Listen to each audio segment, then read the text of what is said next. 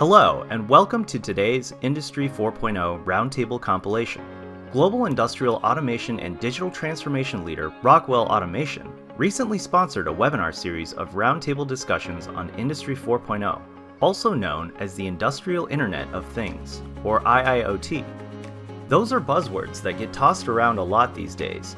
As one of the experts who took part in the series keenly observed, it's something your boss's boss hears about at a conference, then comes back and says, we're going to do IoT. But if you're an engineer, an engineering supervisor, or plant manager, it's your job to figure out what in the world that means. You can't simply say, deploy IoT, but you can delve into some very specific tools that represent the fundamentals of the industrial IoT. Things like smart sensors, testing and measurement, robotics and machine-to-machine or M2M communication. In this compilation video, a gathering of experts from diverse backgrounds digs into each of those aspects and more, looking at the current state of smart industry and offering some insider knowledge about where things are headed. You'll gain a broad overview of both recent advancements and ongoing challenges in the field, positioning you to help lead the way as your own company inevitably finds its way into the smart manufacturing space. And thanks to our best of approach, focusing on the most salient points in the series discussion, you'll get there after investing just under an hour of your valuable time.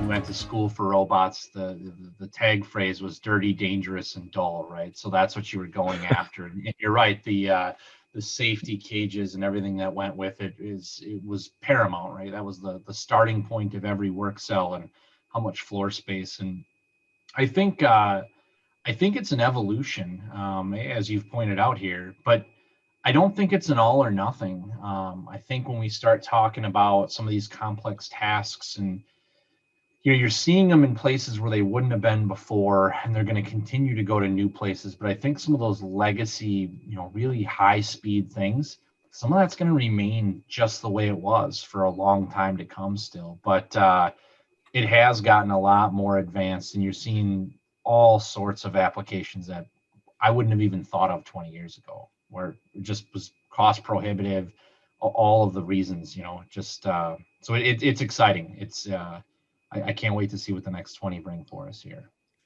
I totally agree with Justin. And from my perspective, it's not just about what's evolving, but it's about what's not evolving and how you can have respect for processes that are established and for approaches that are established and profitable and equipment that's, you might call it legacy equipment, but if it's cranking out profitable parts and has been for 20 years, why are you going to rip all of that out and start over? So to me, the evolution is being able to be appreciative and respectful of what's coming and what's today, while not sort of throwing out the baby with the bathwater and the old line established things that have made manufacturing what it is. Well, that's a good, interesting point, because, is there a tendency in the industry to do that? Throw out the baby with the bathwater and say, all right, just like IoT, we're going to just like throw everything against the wall here, technologically speaking. I don't think that's the case. And I believe that Justin and Russell actually nailed it on the head of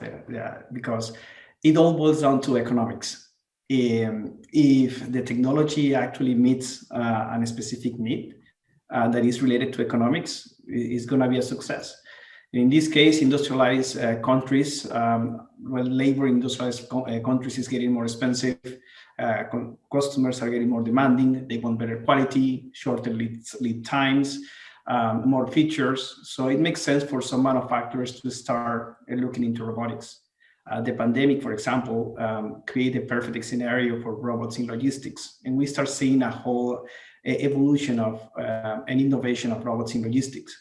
And robots are, as you said, leaving the cage, which is also creating some other issues with regulations, because currently regulations still are based in that separation between robots and humans. So that's something that needs to evolve in the standards and regulations as well.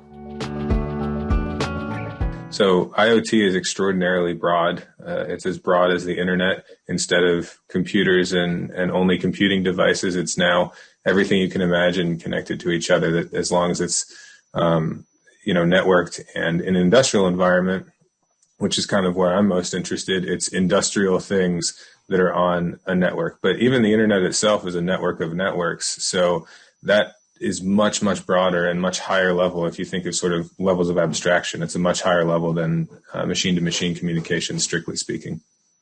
Now, I think, Russell, you got a good point there when you said that machine-to-machine require, well,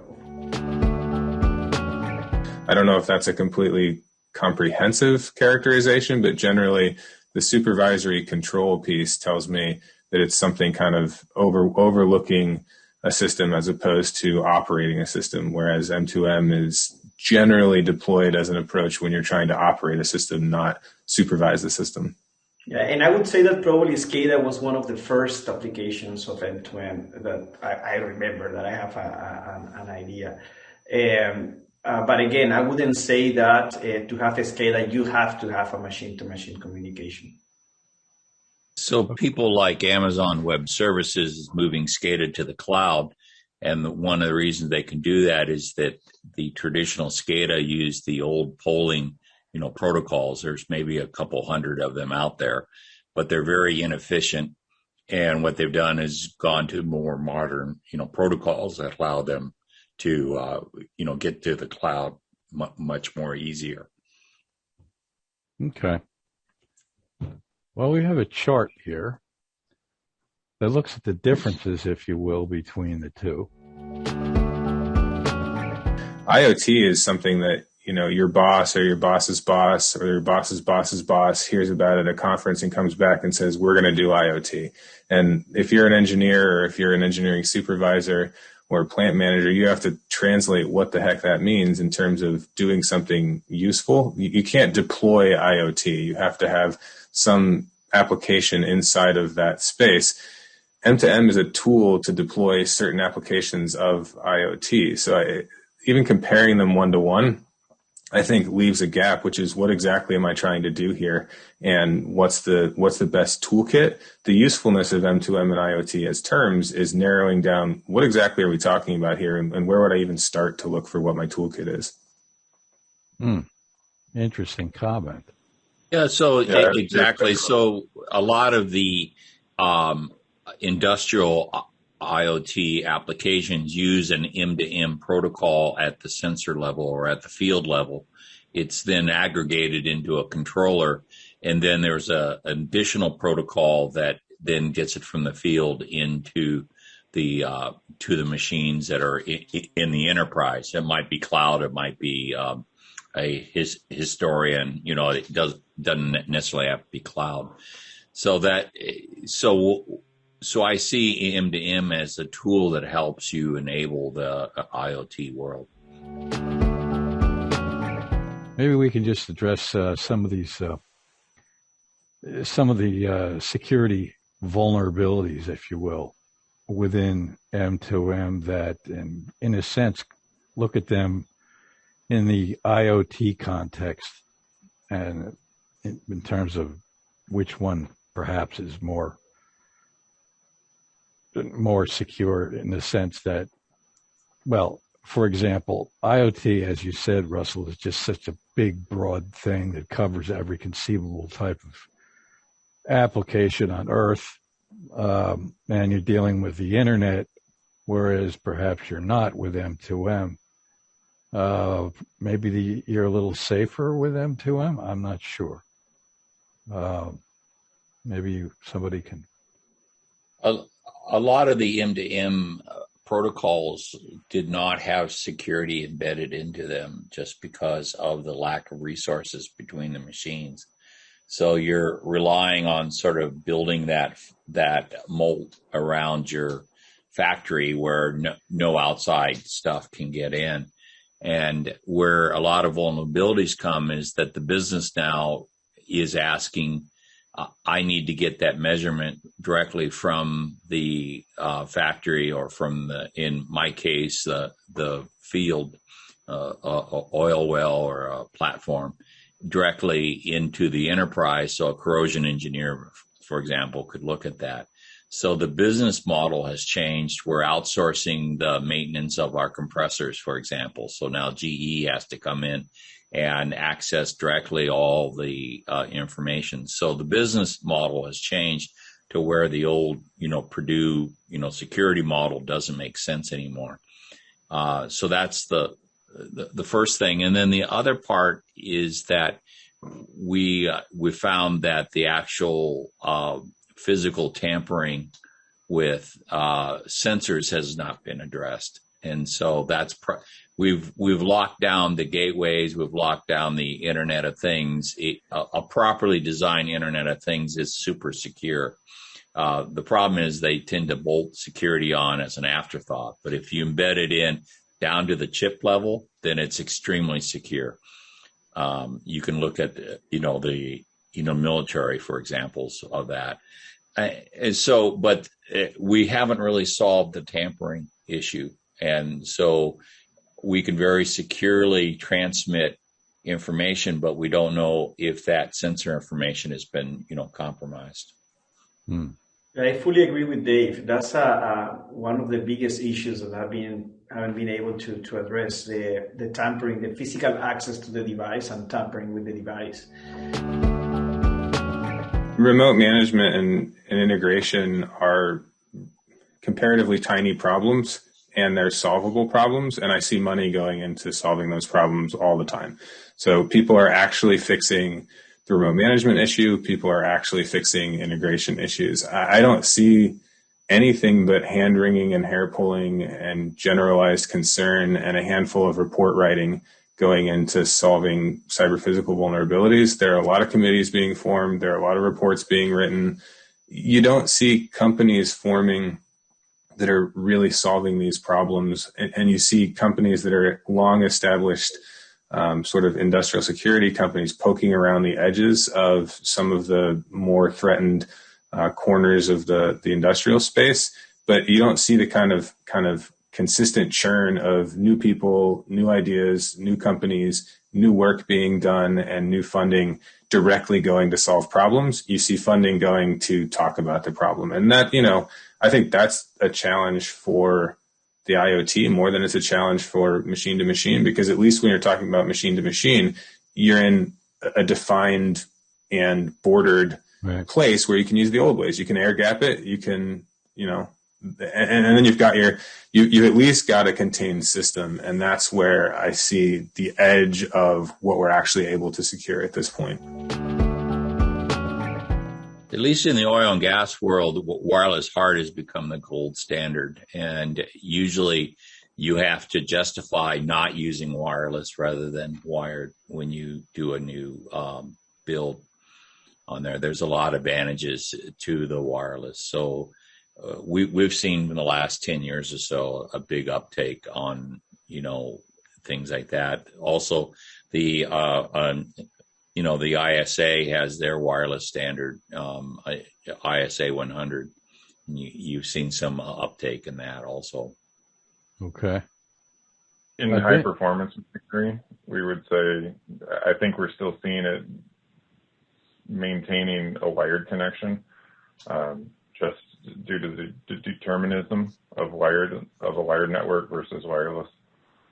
So where we're dealing with high-speed data, we're still staying in the wired connections as opposed to introducing more wireless. Okay. And I think Dan has a good point there. Like many manufacturers are still maintaining that wired connection because some applications do require it. And I don't think seeing wired connections disappearing anytime soon in the future. But I totally agree that there is tons of applications out there that now are moving to wireless because it's just simpler and easier to deploy. Mm-hmm. The other big impact is with the advent of the open automation standard. You're also seeing the ability to really take your critical control loops and keep them in a traditional DCS system, but then move everything else into more of this open automation area. And that then greatly shrinks down your critical control loops to just the very critical ones. And then they're not being cluttered with all this other information that plants now, collect. Vibration, temperatures, performance data, things like that. So that's the other trend that I'm seeing is safety systems will probably look the same for a long time because of the, deterministic nature of wired. But there's a ton of other stuff that needs to probably be, move on to a different architecture. Marketplace is sort of confused because people, suppliers, they confuse the transport aspect to the application protocol aspect. And a lot of the transport people are trying to get into the application side, but a lot of the application protocols like MQTT can run over just about any kind of transport on there. So that's important as you're sorting this out on there. And the other important aspect is now you're starting to see software defined networks that are basically agnostic to any kind of transport that you can get. It'll work. So think of it as like a Zoom call. You don't really know the transport that you're having a session over. And in fact, you can run over lots of different transports. We talk a lot about disaggregating the payload from the transport or the protocol. So MT Connect has a protocol built into it, but if you want to transport data over OPC UA or MQTT or anything else under the sun, the intention is that you would be able to translate defined payload over your protocol of choice. Yeah, exactly. But the technology also would depend on the application too. Like in some environments, you cannot use some, like for example, cellular. If you're doing an underground installation, chances are that you won't get any signal down there. So you may need to use a different wireless technology to at least get the signal out, or even wired technology. So there is no silver bullet when it comes to communication. You have to assess what you have and then pick the technology that better fit that application, that environment. I have seen a little bit of, convergence. One standard that probably not very widely known outside the industrial world is IO-Link, which is roughly a 10-year-old protocol, but recently they've started expanding their wireless protocol. So what they did do was they took a little bit of what they did on the standard protocol and just overlay that on top of the wireless. So it's in a way, it's meant to be agnostic to the transport, with the idea that the actual protocol of how to get data from point A to point B is what matters. I'm glad you brought that up, Adonis, because that's a standard, right? I mean, it's standard IEC standard, I believe, right? And it's Yes, that's correct. Becoming a big deal. Can you give me a little more detail? Sure. So IO-Link started as a point-to-point protocol. It means you just talk to a single device at a time. And it's very useful in the industrial world because it is easy for you to retrofit machines to have IO-Link. And that's because you're using the same architecture, same cables, same power supplies. In order for you to leverage the benefit of IO-Link is you just need a sensor that has that technology built in and a master on the other side or a device that will connect to the sensor on the other side. And at that point, it just becomes a software play to extract the information down to the PLC or controller that you're using. That is how the protocol started, but with the shift to wireless, it's now obviously changing from a point-to-point to a one-to-many communication, where they are considering how to talk to different devices at the same time and also how to ensure reliability of the data transmission. In machining and metalworking, if you were to map out information flows and really be comprehensive about it, you'd get these super bizarre ad hoc networks where you have the controller gives you some information, there's a console next to the controller that gives you some information, there's some information that's on paper, and then throw in the wild card, which is, the machinist is sitting there getting advice on speeds and feeds from somebody in their Instagram DMs, right? And it's this ridiculous mesh of where the information is. And I think for manufacturers, it's kind of uncomfortable that there's not somebody running the show and centralizing all of that stuff. But that's the direction that things seem to be going. And I think the manufacturers that do the best job will be the ones that kind of lean into those information flows and take a holistic view and are able to kind of work with how things are now instead of trying to jam processes into a technology. Yeah, and removing humans from the equation is still far ahead. Like we still have humans in many of the processes. Our brains are hundreds of thousands of years more evolved than machines, and we are really good at making adjustments and decisions. But for that, we need to visualize the data in a good way, in a way that appeals to our brains too. So we will see a lot of development probably on the way the data is visualized and presented to the operators. A key thing, though, is the machine-to-machine world allows workers to move up to higher value work. So rather than taking a clipboard and writing down readings, they're in fact acting on those readings rather than recording them. So what we've found is, as we've digitized these processes, the workflow and the work practices change to where you're actually solving problems rather than just recording that we had a problem. I think, honestly, now that I look at one of these questions and talking about the human labor force, I mean, we all know that everybody's saying robots are taking my job away. I think that's an issue. I'm not sure we should even really need to address that here, but because it's been covered in the media, and I don't know, maybe you can allay some people's fears if there are people out there in our audience. Sorry, go ahead, Dave.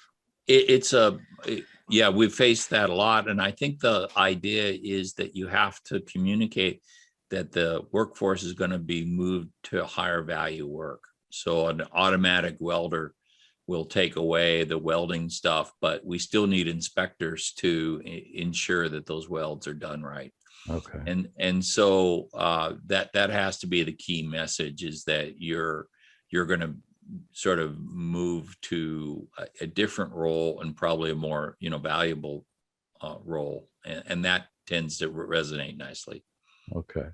We can't have it both ways. We can't have robots going to take my job, and also we have a massive shortage of skilled technical labor. I mean, is the robot going to take over to fill the gap on technical labor shortages, or are we just going to roll over because we can't find a journeyman machinist? Right. It's interesting that there seem to be a lot of jobs for people, and there aren't enough people trained to do them. So it seems like the fact that the possibility of robots taking over the industrial space and everybody can go home and just ain't going to happen. So also you need to segregate the industrial networks on sort of this sensor network, the backhaul network, the mobile network. And I really see 5G more in the mobile networks and in the backhaul networks, but maybe not so much in the sensor network, only because its performance in heavy metal environment is being such a high frequency generally is still yet to be determined. If you have a remote sensor, for example, in the middle of nowhere also, it doesn't make too much sense to put a 5G antenna or cell close by. It makes more sense probably to bring that signal through LoRa and then route it some through other communication system. That's just another example. Right. Also, 5G at this moment, the implementation cost per device still quite high compared to other wireless protocols like LoRa, like Bluetooth. Right. 5G does offer a lot of functionalities other technology do not. For example, they release 16 and 17. They are going to implement location tracking based on angle of arrival and time of arrival. That will be a very attractive application for industrial sensors.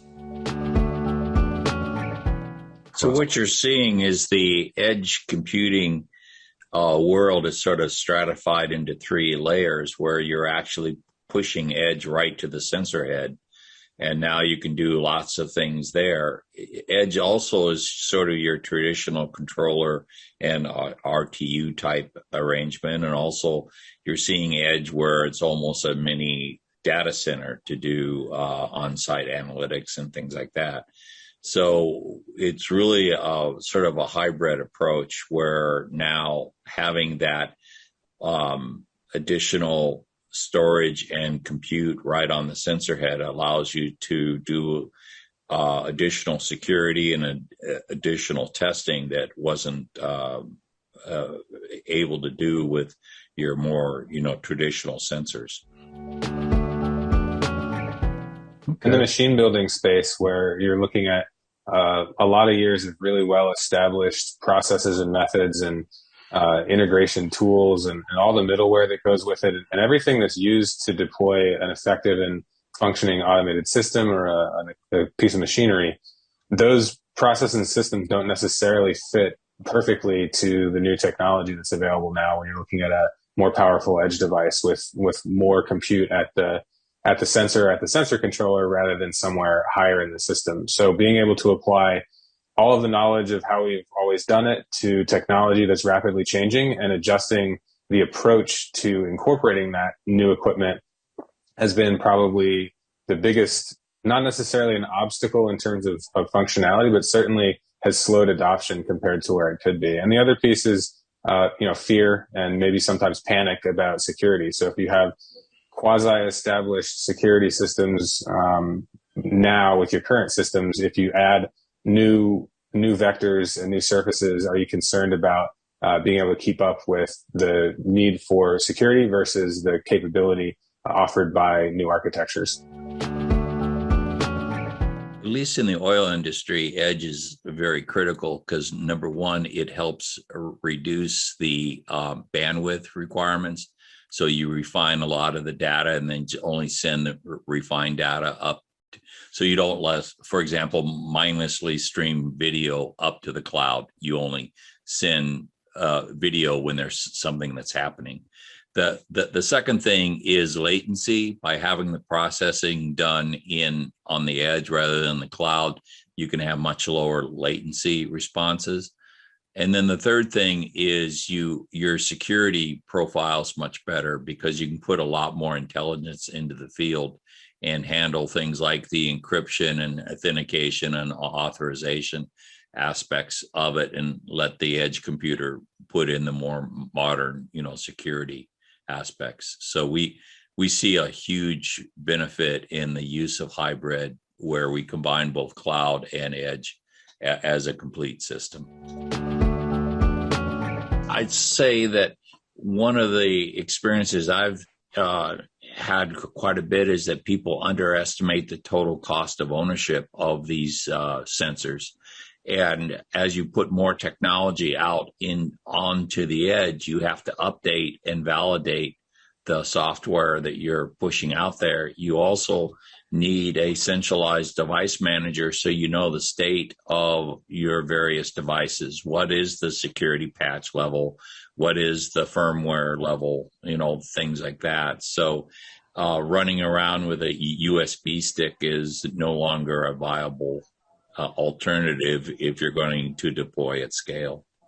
I've seen this huge temptation to only really be looking at power consumption, battery life, and signal integrity when deploying an IoT project specifically.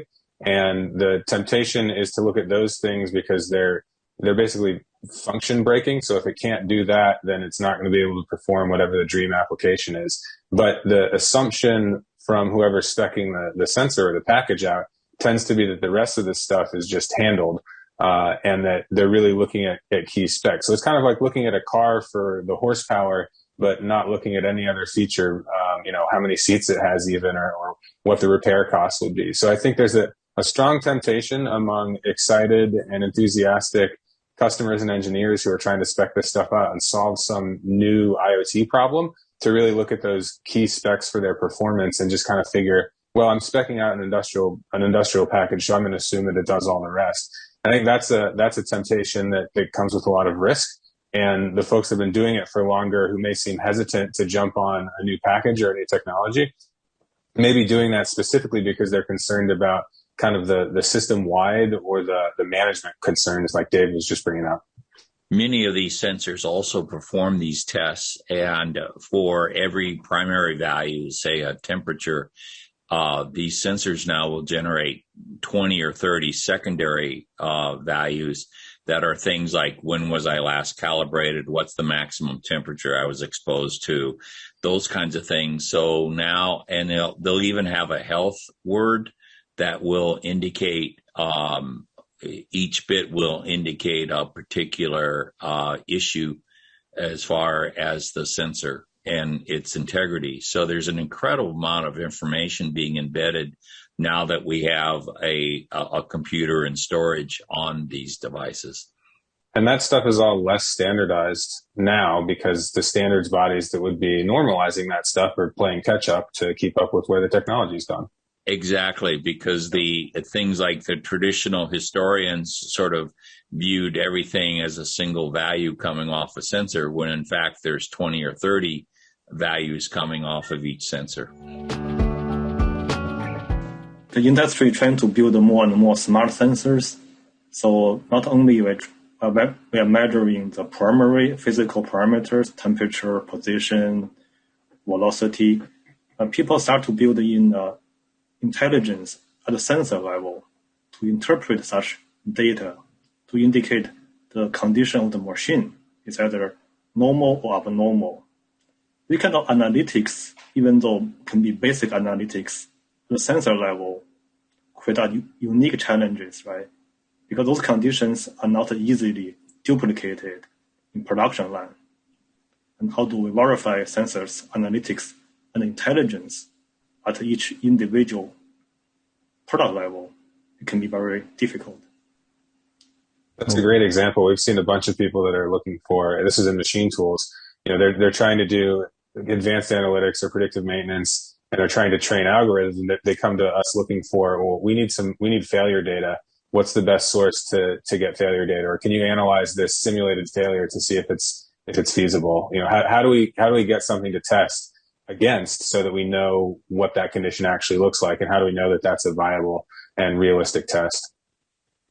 On the flip side, the smart sensors have really helped simulate these complex situations. For example, a vibration sensor now can do an FFT right on the sensor head, and then based on the frequency of the vibration, indicate a relative health, the 0 being very healthy and 3 probably meaning that you should run. And now you can deploy at scale because it's easy to simulate a scalar like that. But if you were trying to ingest all that waveform information, it just wouldn't be feasible. And of course, those failure scenarios will depend on the application. It's not that you can test for every possible application of for a device. Manufacturers, indeed, they develop different products for different applications. So same would apply to the test or to the failure modes that you look into the different devices. Alternative failure modes is to model what is normal, and then when a machine doesn't behave normally, then alert to it, and then you're not faced with the problem of training for the failure modes, which is very difficult to do because some failures will only occur, say, every 10 years. Yeah. So you might not have that, but you should understand what is normal. And then when it's not normal, then you take a guess, educated guess, hopefully, on then what caused that problem. Yeah. Another normal level also depends on the machine type, the payload, the running speed, or even recipe of the production. Exactly. There's hundreds of parameters that should be considered to understand what is normal. If you look at a temperature out of context, then you don't know if that temperature is normal or not, because if I'm running at 100%, that's probably a normal temperature. But if I'm running at 50%, it's not. Okay. So it's important when we deploy all these IoTs sensors is that we can aggregate them such that we have them in context with each other. So one of the biggest challenges to date is that we're just taking raw data and putting it into the cloud. and you'll never be able to sort it out and put the pieces back together. So it's essential that when you put a system together, that sensor data is put into context and that it's, standardized, so, and if you don't do that, the strategy in the past has been just to dump it into the cloud and we'll sort it out later. That never happens. So it's really critical that you do basic data engineering at the edge.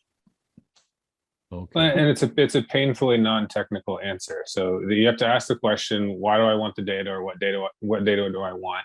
And if the answer you're getting is, well, just tell me what I can get and we'll figure out what to do with it, you're already on the wrong path. You need to have a business case or a manufacturing process case or a industrial process case for what you're trying to accomplish, which will inform your strategy for how much data processing you have to do and where you want to do that processing and where you don't want to do the cleaning. But if your answer is, well, give us all the data and we'll worry about which stuff we need to clean later because it's hard to clean it, you're just going to end up with an enormous amount of unclean data that you can't do anything with. And it costs you a lot of money to collect, and it's costing you a lot of ongoing overhead. And then you get additional overhead required to go back and sort through it. So the most dangerous question here is, oh, I don't care what data, just give me all of it. Yeah, then your data lake becomes a data swamp. Looking at the future, soft sensors, one of two things that seem to be interesting. Maybe whoever is most familiar with these can kind of provide people with a little overview of what a soft sensor actually is. Yes, Barry. So a soft sensor or a virtual sensor is a technology that is actually borrowed from nuclear and oil and gas industry. So whenever you cannot use a physical sensor, you have to infer the parameter with other information. So that's what a virtual sensor is. It's inferential model, mathematical models that use the information from other sensors and information from the system to find other parameters.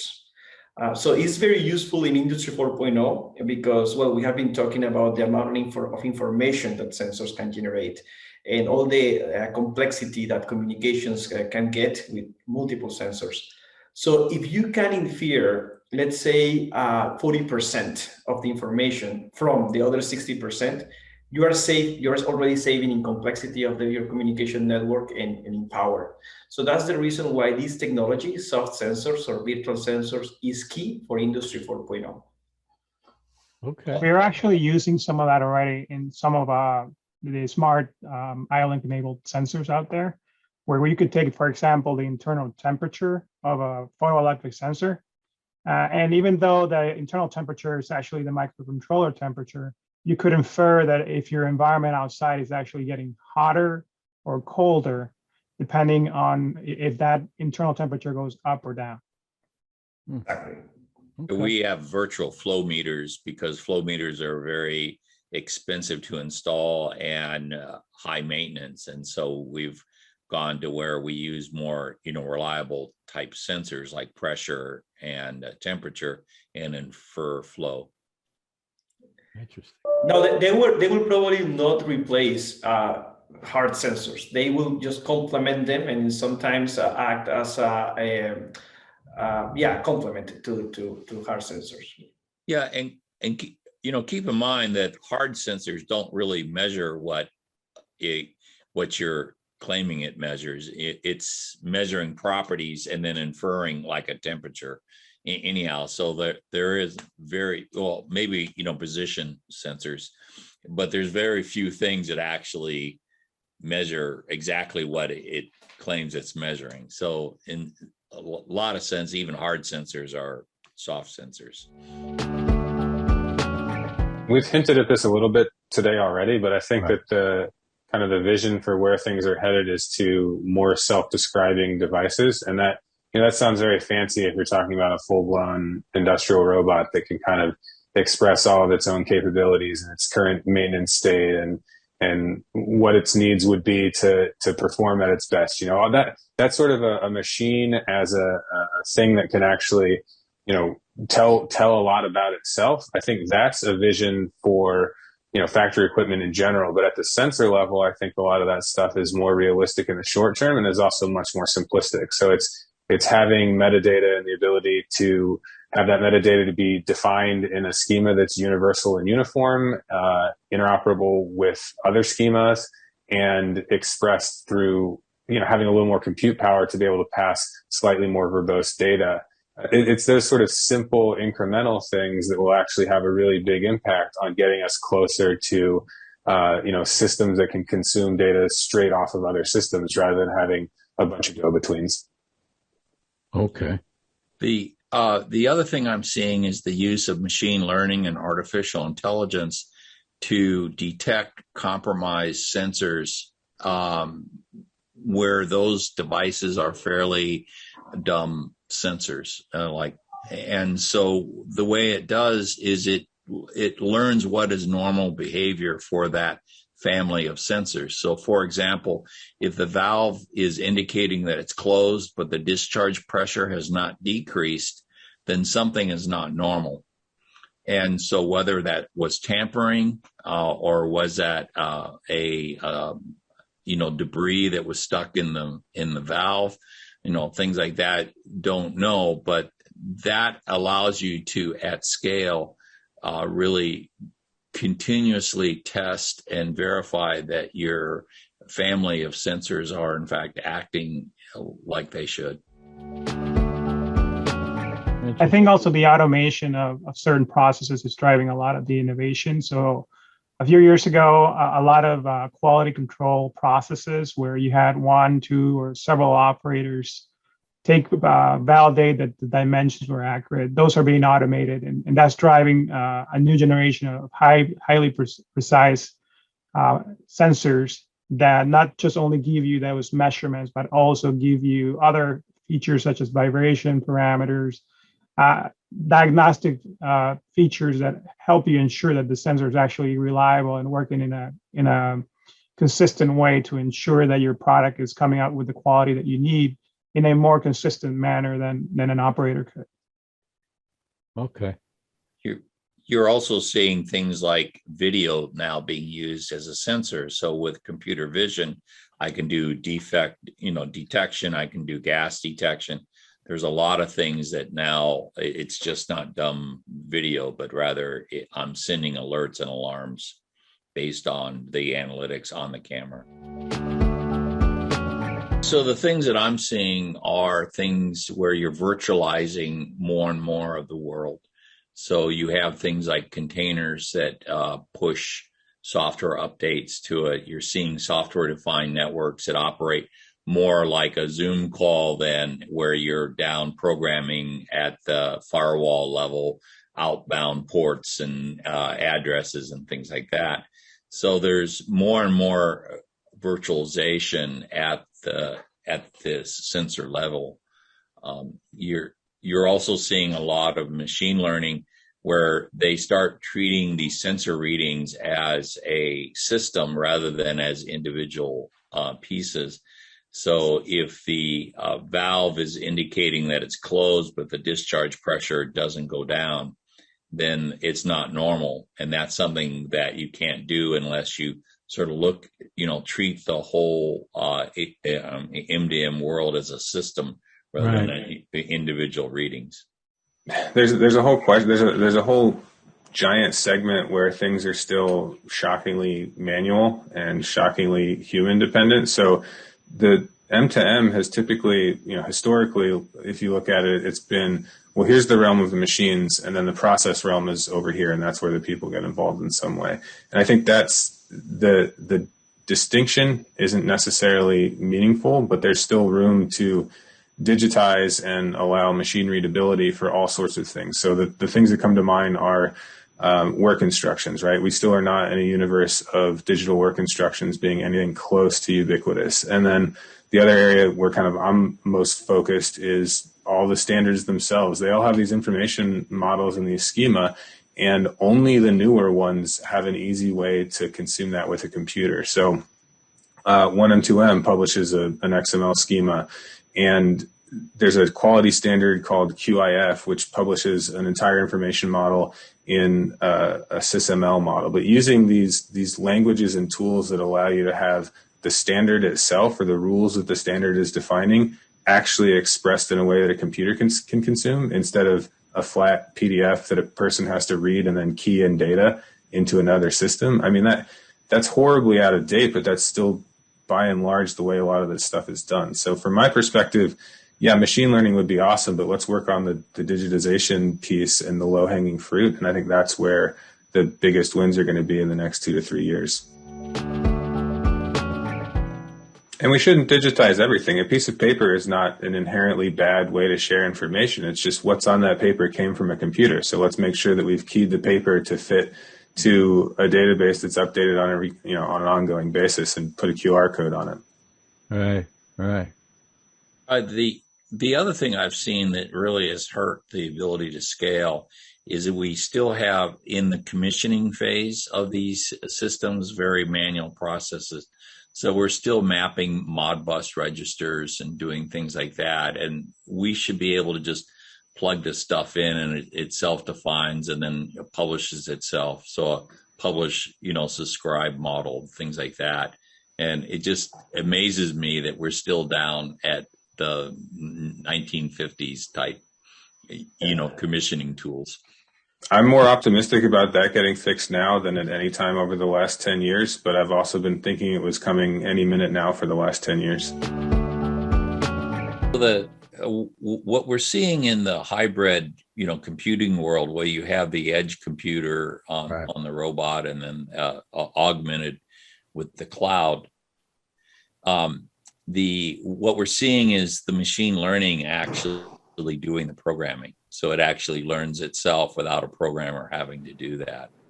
And so that, I think, as we start to get so many robots that are sort of scattered throughout, the ability to program all those individually sort of goes away. And so we have to really focus on how does it learn itself. So the whole area of reinforcement learning and things like that have really, progressed that science. I don't think the ubiquity is a question of whether robots will have greater ubiquity or whether the cost will go down, capability will go up. I don't think it's a question of if, I think it's a question of when, because the when could be, some of these things happen in 3 to 4 years in some particular segments or some particular niches. But other pieces of this, it's definitely going to happen, but it could be 20 years. And it's things that may have been kind of stable for the last 20 years, and there's just not the right mix of interest and investment dollars and new talent and new companies and new technologies and standards and to make those be places that are expanding. So don't treat robots as a monolithic industry. Treat it as what's the robot for your application, what's the niche of robots that you're interested in, and it'll be easier to answer these questions.